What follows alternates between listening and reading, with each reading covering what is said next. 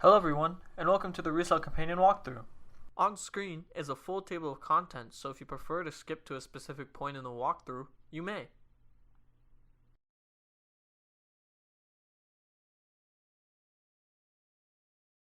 Before we get into the nitty-gritty of each page, we will need to go over how to connect your bots and set up the built-in autofill.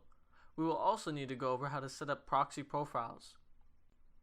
The first section is all about connecting your private Discord server to Resell Companion through a webhook URL in order for Resell Companion to send your activity and notifications through webhooks. I'm going to go over an example of how to properly set up webhooks. So this is my own private Discord server. I click in a text channel, edit channel, I click webhooks, then I click create webhook, and I can name it anything, but I'll just leave it Captain Hook. And I basically copy this URL, and then I go back into Resell Companion, and I paste the URL. Now that we have our webhook set up, let's go and connect our bots to Resell Companion and also set up our autofill. So first you want to click Setup in the Connected Bots section. Then you want to click on this Bots bar. And if it is not showing the bot list, you want to also click in this Bots category section. So first, we're going to go over connecting a bot. So let's say I want to connect BalcoBot. I left click on BalcoBot and it automatically is connected, and we do this through multiple different methods, so you will not have to go through any authentication processes. With, for example, CyberSoul or Dash, you would have to click setup and actually log in and connect Resell Companion to the specific bots. Now let's go over setting up autofill. So you click autofill in the bots list, and then you want to click setup, and here you can put in all of your information. As you can see, I've already put in all of my information, but if you don't have an information field set, it will tell you exactly which field is set for what. You can also choose to launch in default browser. Basically, if you don't want to use the specific autofill, you can use your own autofill by just enabling launch in default browser. Now that we've connected our bots and set up our autofill, let's set up our proxy profiles. So click Setup in the Proxy Profile section, and I'm going to copy and paste my proxies into the IP port username password field. Of course, these are 100% real proxies that work on every single drop. And I can add a nickname to these proxies, so I'm going to do Tree the Tree. And after I've set up both fields, I will click this plus button right here. As you can see, it adds the proxies on the left hand side. Of course, I could add like more proxies, and I could add more nicknames, and now I have 2 proxy profiles. A few more small features is that you can view your statistics of the entire tool and what you have done in the tool. You can also change the notifications from showing a desktop notification at the bottom right to also if there's a sound notification or not. And you can actually test the notification by clicking the bell icon. Lastly, you can access your dashboard by clicking this dashboard button, and you can also check for updates with this check for update button.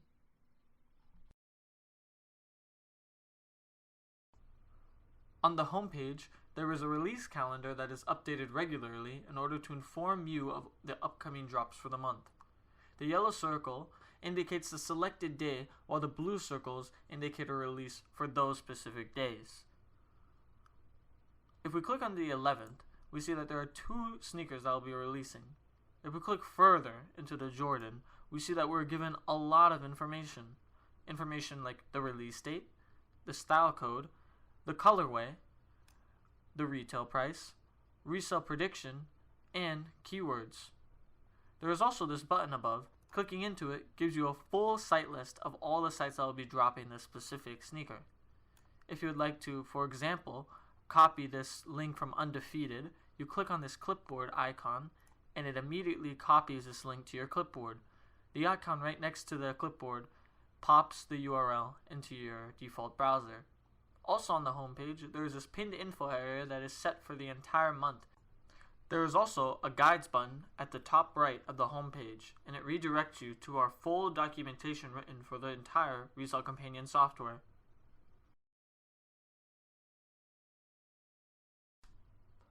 On the monitors page, you will see a category area and an item area. The category area can be customized to your liking with the exact stores you want to monitor. In the item area, whenever there's a new item or a restock that occurs, the item is immediately put at the top left area, so it is the first thing you see. Our monitors are directly linked to Resell Companion, making them the fastest monitors you can get due to not being rate limited by Discord. What differentiates our monitors from anyone else's monitors is that we actively update size availabilities in real time, which can be seen with the grayed out sizes being out of stock and the bright blue sizes being in stock sizes. The first feature I'll be showing you is the Manage Sites feature. Left clicking the Manage Sites at the top of the category bar allows you to see all of the hidden stores and regions. Let's say, for example, I want to add Area 51 to my watch list. I left click Area 51 and the store is immediately added to my list. But let's say I don't want it at the bottom of my list. I want it in a more viewable area. So I want it in between DSM, eFlash, and CPFM. So I left click, hold on Area 51, and I drag it in between. Let's say also I don't want Bodega on my list. Of course, Bodega is automatically added to your list, but let's say I'm not a fan of Bodega. I left click Bodega and Bodega is removed from my list. Left clicking apply changes at the top left of the category bar finishes and applies all the changes that you did. So now I can click in Area 51 and I can see the current items that we have gathered from Area 51. The next feature that I'll be showing you is the search feature. Let's go into a more populated area. So let's go into the unfiltered section of the Shopify category. And we can search for any term. So let's just use air. Searching for air, it shows up all of the items that have air in the name or associated with that specific item.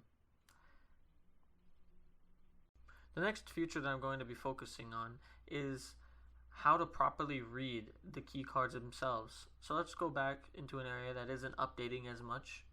Let's go to Kith. And let's take air out of the search area.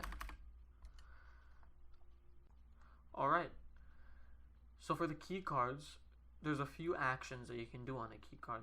The first is hovering over this eye right next to the price, and it'll show you more information about that specific item that we've gathered from that store. You can also right click on a product card to open the product, copy the product URL, hide the product, or add that product to your inventory. The next feature about the key card is that when you hover over the name, let's say it's too long, you can see the entire name and the colorway. Also, you can left click on the name and it'll open up a window for that specific product. The next thing we can do is click Launch Tasks. Now when you launch tasks, this is what we were talking about before when you connect bots. You can launch tasks and this task will specifically either be going through the autofill or being sent to your dedicated bot or your connected bot.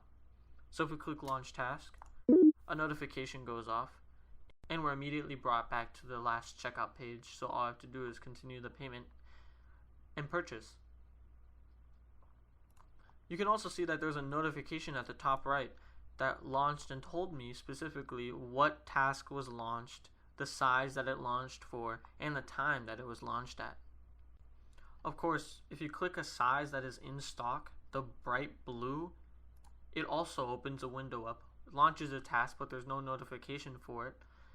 And voila, brings you to the last page for the payment process. So all you have to do is purchase the item now, with the exact specified size that we clicked earlier.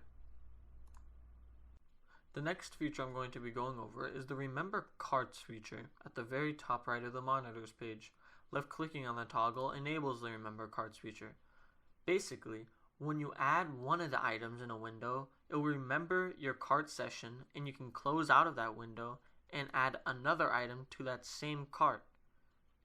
So let's say I want a size medium for this specific hoodie. I left click on the size, a window is open, and the Kith Williams washed hoodie is added to my cart. I close the window, and let's say I also want a 9.5 for this shoe.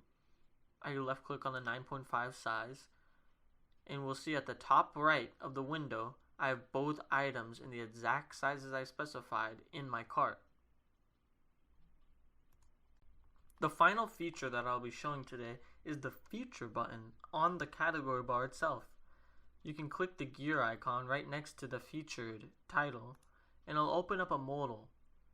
And we can put any keywords in here. I'll use the proper format just so you get more tone to how the format is properly done. So let's say I want to filter for Air Jordans. I'll do a keyword Air, followed by a comma, a space, then I'll type in Jordan, a comma, and let's say I don't want white Jordans, so I can do a minus sign and type in white. I press the plus button, and it adds this filtering to my keywords section, and you can also see it automatically toggles these keywords on. All I have to do then is click done, and you also notice this use favorites only area. The use favorites only toggle only monitors all of the sites that you specifically managed earlier in the tutorial. So when I click done and then I click in the filtered section, I'll see all of the Air Jordans that have been filtered through.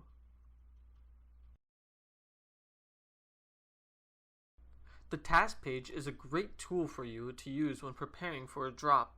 You can use the task page with our built-in autofill or any bots we support. But you may be asking yourself, what are tasks? Tasks allow you to filter for any item before it has released.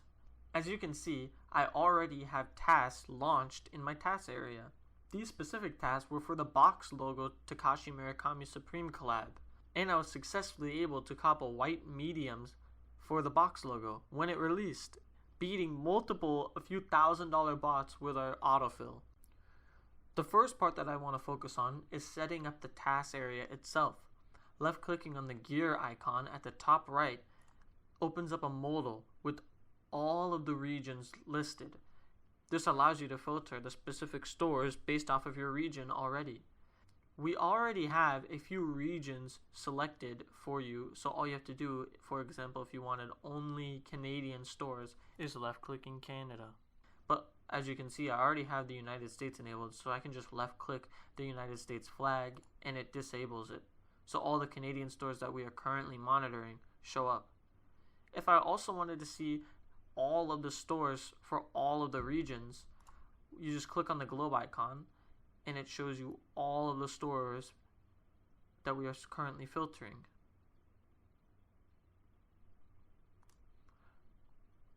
You can also use the Use Favorites Only toggle. When you enable the Use Favorites Only toggle, it only filters through the stores that we managed previously on the monitors page. So let's say I only want to filter using the favorites only. I can just click done. Now that we're done setting up the task page, let's get into actually creating an example task.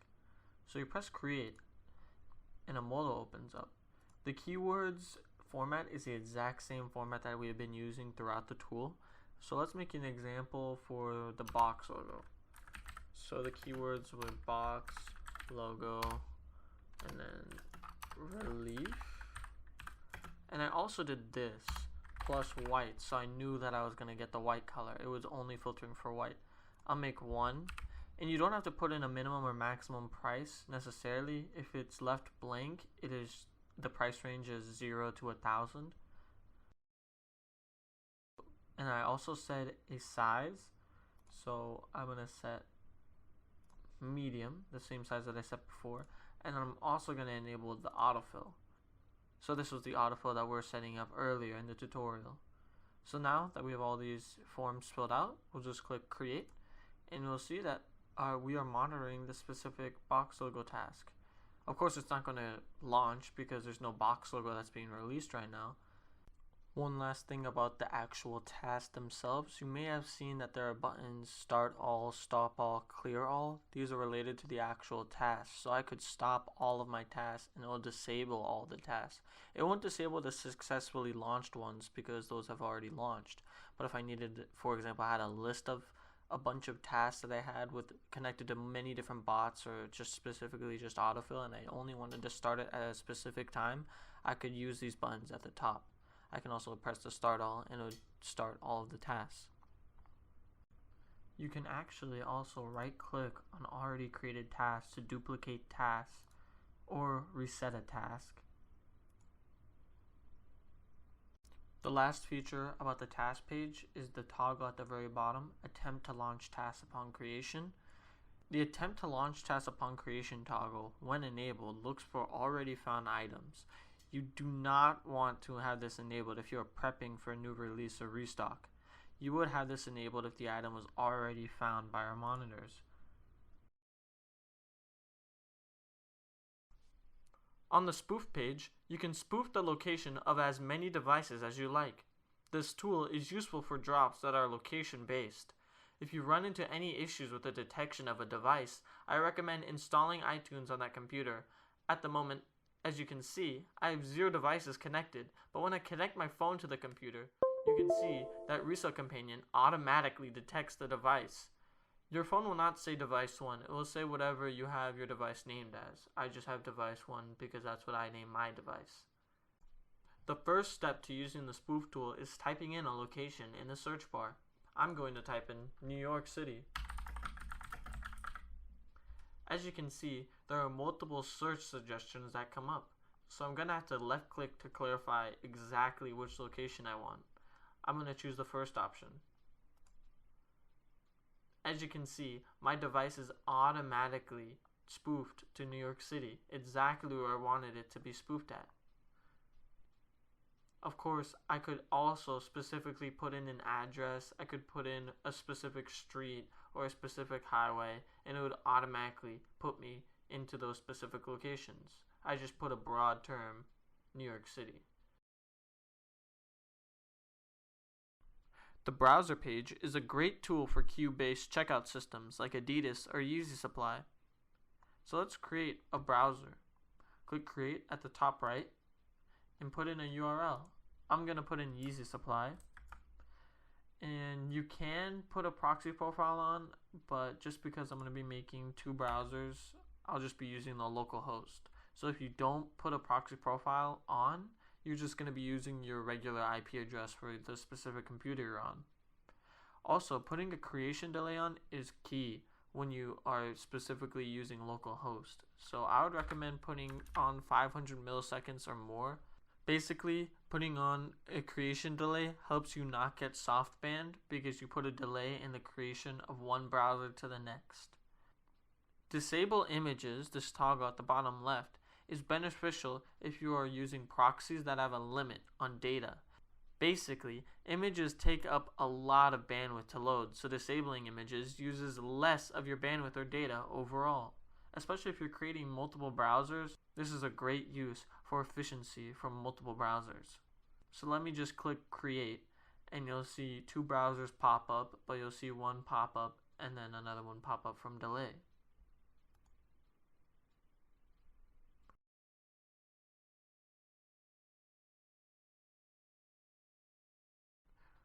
The Change URLs button at the top right changes all of the URLs for all of the browser instances. So if we click it, we can put in any URL. So I'm going to put in Google, and I'll click Update, and you'll see it'll change both instances. Lastly, there's a refresh button on the left of each of the browser instances. Pressing it will refresh that specific instance.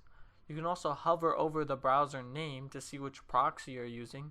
At the moment, of course, I'm using localhost, so there is no proxy, so it says NA. To the very right of each browser instance is a pop-out button, so you can pop out the browser into a window.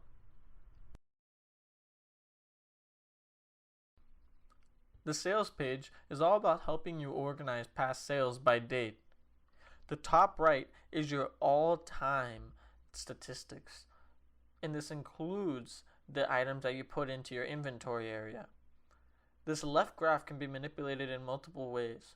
One way is being able to click in and out of what you're viewing. So if I left click on the revenue and spent, I'll only be showing my profit. So if I had profit for multiple different months, I would only be seeing those profit for those months. And I could click in spent, and I could see the profit and spent for all the months. And if I click in revenue, then it will just show the default version of the graph. I can also export my sales, and I can export it in CSV. Lastly, there are right-click actions that you can use, like adding a package. You can duplicate the sale, and you can also search for the product in the Market Lookup tool.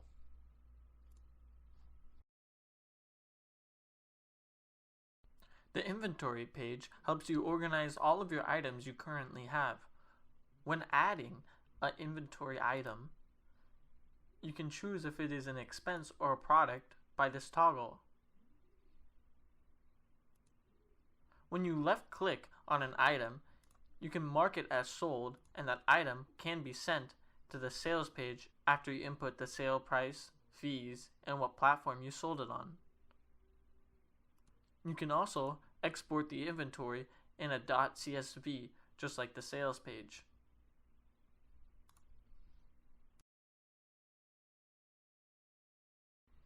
The Market Lookup tool is a great tool to look up all of the prices on the 4 different marketplaces you can sell the specific items on. So for example, if I wanted to look up a Yeezy, I can type in Yeezy in the search bar, and let's say I wanted to look for a Desert Sage. I left click on the Desert Sage, and you can see the prices populate into the area. I can also right click and add that inventory with the estimated resale to my inventory, or I could left click and it will take me into the StockX for that specific shoe. The packages page is a great place to track all of your packages. So let's go through adding a package. I add a package, I input a tracking number, and I'll just nickname it shipment 1. And as you can see, the carrier is automatically identified. I click add, and you can see that it's currently tracking this specific tracking number. I can also export the packages in a .csv file, just like the inventory and sales page. On the Social Plus page, you can monitor up to 3 social accounts. So let's go and add 3 social accounts. So I'll click anywhere in this first rectangle, and let's say I want to monitor CyberSoul's Twitter account. I follow the steps, click add, and now we're monitoring this Twitter account for CyberSoul. And let's say I want to monitor the Instagram of Sneaker News.